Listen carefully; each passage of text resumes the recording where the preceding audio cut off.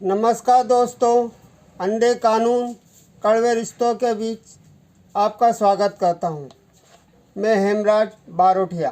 पिता के जन्मदिन 1 जुलाई 22 के एक दिन पहले से ही मैं बहुत खुश था। मन में ख्याल था कल पिता का जन्मदिन रहेगा, ऐसा करूंगा वैसा करूंगा, लेकिन अपनी आर्थिक स्थितियों के चलते अंदर से सहम गया था। फिर भी दिल में पिता का जन्मदिन मनाने का जुनून था। उनका हारों से स्वागत करेंगे, सम्मान करेंगे, उनके मन को शीतलता पहुंचाएंगे, कुछ मिठाइयाँ खिलाकर उनके मन की कड़वाहटों को कम कर देंगे। सब भाई बहन, नाती पोते सबके साथ मिलकर जश्न मनाऊंगा। उनके जन्मदिन को एक यादगार पलों को मैं बदल दूंगा, पर ऐसा कुछ हुआ नहीं। पिता का जन्मदिन परिवार की कड़वाहट, भाई बहन की साजिश का हिस्सा बन के रह गया। आप विश्वास करें या ना करें, मैंने जन्मदिन वाले दिन सुबह 9 बजे से ही शाम को 6 बजे तक भाई को फ़ोन लगाता रहा, लेकिन मेरे किसी भी फ़ोन का उसने जवाब नहीं दिया। मैं हार फूल और मिठाई लेकर पिता का जन्मदिन मनाने के लिए तैयार था। जब भाई ने किसी भी फ़ोन का जवाब नहीं दिया तो मैंने सोचा चलो पिता के पास स्वयं जाके उनको जन्मदिन की बधाइयाँ दे आऊँ, और इसी ख्याल से घर से निकलने की तैयारी था। और एक बार फिर मैंने फ़ोन लगाने की कोशिश करी। इस बार भाई ने फ़ोन उठा लिया। सामने से आवाज़ आई थी, कौन है, क्या काम है। कौन क्या की आवाज़ से मैं झटका खा गया। इसके पहले हम लोगों में सैकड़ों बार सामान्य रूप में फ़ोन पर बात होती थी। 1-2 प्रयास में ही फ़ोन पर बात हो जाती थी, लेकिन आज पिता के जन्मदिन पर 7वें प्रयास पे भाई से बात हुई थी, और जब आप मिला था, कौन है, क्या काम है। आप समझ सकते होंगे सुबह 9 बजे से लेकर शाम 6 बजे तक उसने पिता के हृदय में कितना जहर भरा होगा। उसके जहर भरने के ख्याल को झटक के कहा, मैं राजू, मेरा घर का प्यार का नाम राजू है, मैं राजू, आज पापा का जन्मदिन है। दूसरी तरफ से आवाज़ आई, हाँ मैं जानता हूँ पापा का जन्मदिन है, लेकिन मैं नहीं चाहता कि यह जन्मदिन बिगड़ जाए। आप उसकी इस बातों से भाई के नफ़रत को समझ सकते हैं। उसमें नफ़रत का बीज, क्या कहूँ, उसके होंठ संभालते ही उसके मन में पड़ गया था। लेकिन उस समय वो नफ़रत नहीं, एक टकराव जैसा था।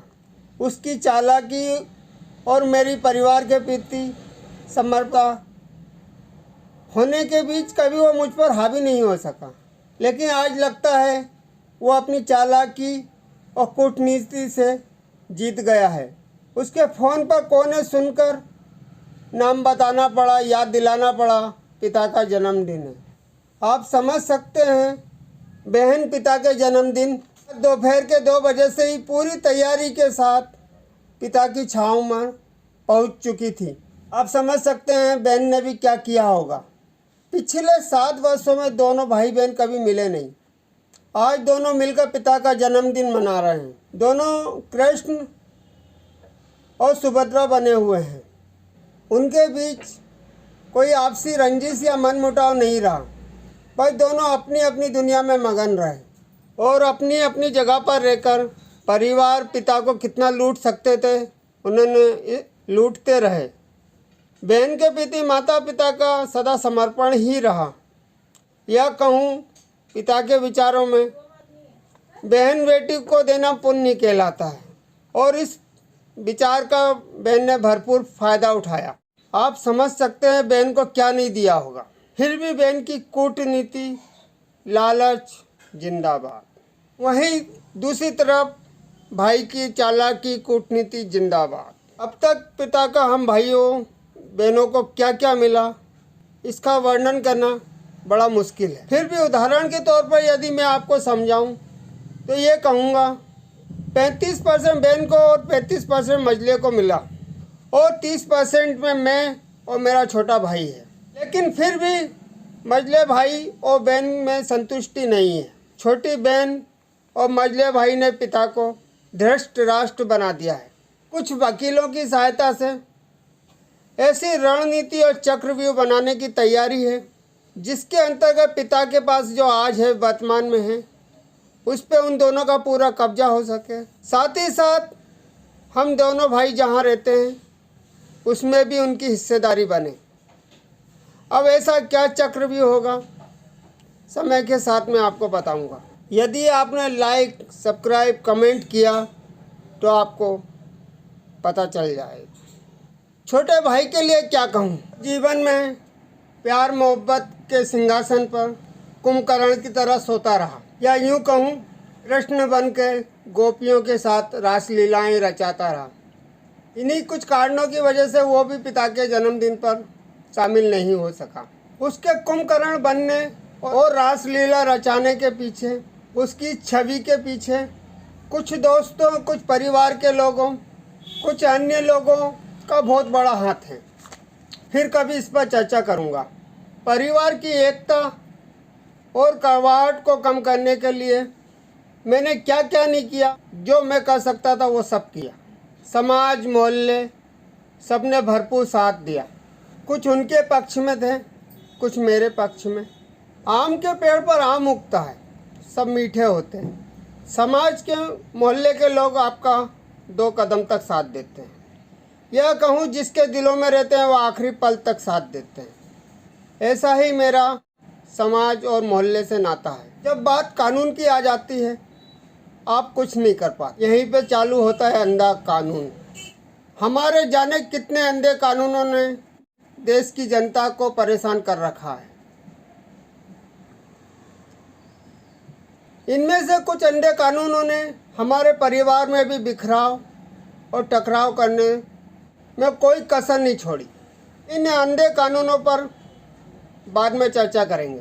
चलो पिता का जन्मदिन मनाएं। अपना नाम और पिता के जन्मदिन की बात पे भाई का क्या जवाब था आपने देखा। हाँ मुझे मालूम है, फ़ोन रख, आज का दिन खराब मत कर। आज पापा का जन्मदिन है, दिन खराब नहीं करना चाहता। पापा तुझसे कोई बात नहीं करना चाहते। ये सब डायलॉग में उसकी साजिश नज़र आ रही थी। आप समझ सकते हैं, साजिश नहीं होती तो पिता को कहता, पिता आपका जन्मदिन है, आज का दिन आप प्रसन्न रहो, सब आपको बधाइयाँ देने आएंगे, मिलने आएंगे। पर ऐसा उसके मन में कोई विचार नहीं था। पिता के जन्मदिन के 15-20 दिन पहले पिता छोटे भाई के पास थे। वो अपनी पत्नी को लेने भोपाल गया हुआ था। 15 से 20 घंटे के सफ़र के बीच में उस समय पिता से एक लंबी मुलाकात।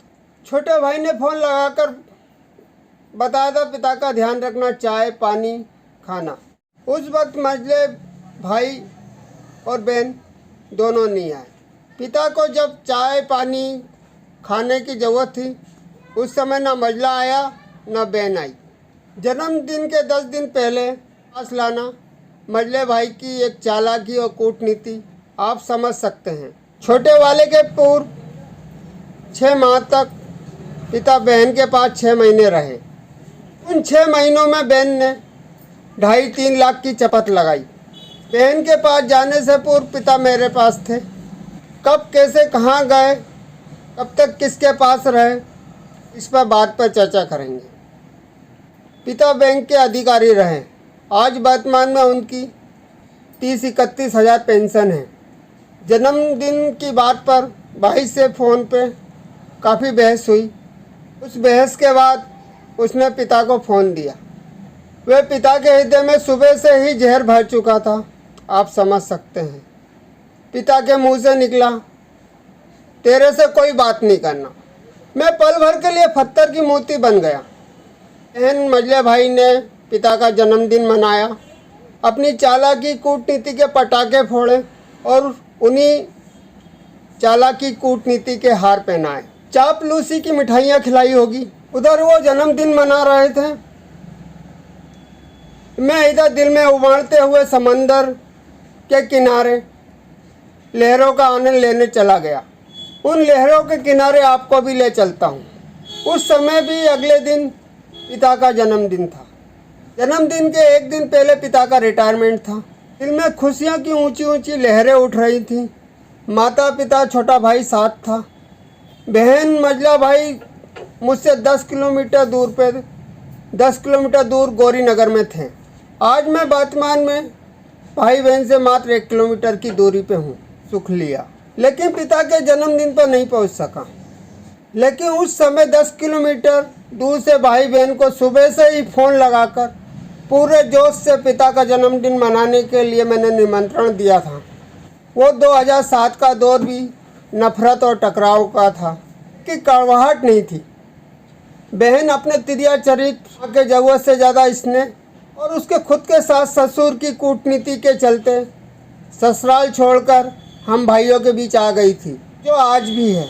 यदि कहूँ वो कभी ससुराल गई नहीं तो गलत नहीं होगा। 2005 में बहन का शादी किया था। मझले भाई से भी आपसी टकरार और परिवार की स्थिति के चलते 1-2 बार उठापटक हो चुकी थी।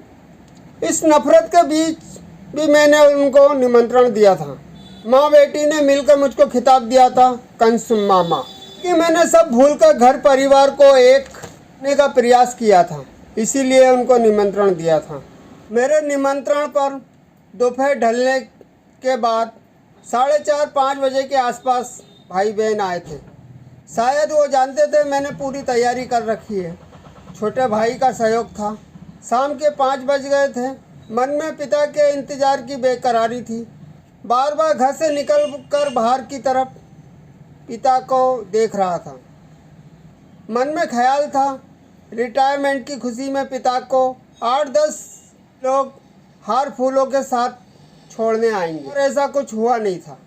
शाम 5:30-6 के आसपास पिता की छवि आते हुई दिखी। सामान्य दिनों के तरह एक हाथ में दूध की केटली और दूसरे हाथ कंधे पर चढ़ा हुआ, जिसमें एक कपड़े का झोला। उस झोले में कुछ उनके ऑफिशियल कागज़ और उनका गुटखा तंबाकू रहता था। पिता कहने को बैंक के अधिकारी थे, लेकिन उनमें एक ठेला चलाने वाला और एक ग्रामीण सादगी पहनावा, सादगी से रहना, यही उनकी पहचान है। पिता की हालत बहुत कमज़ोर थी, जैसे चलते हुए लड़खड़ा कर गिर जाएंगे। मन में आया दौड़कर उनको संभाल लूं, लेकिन जन्मदिन, रिटायरमेंट की डबल खुशी और सरप्राइज प्लान के कारण उनके पास नहीं गया। घर में आकर सबको बताया पापा आने वाले। सरप्राइज प्लान में घर में सामान्य दिनों जैसा ही रहेगा।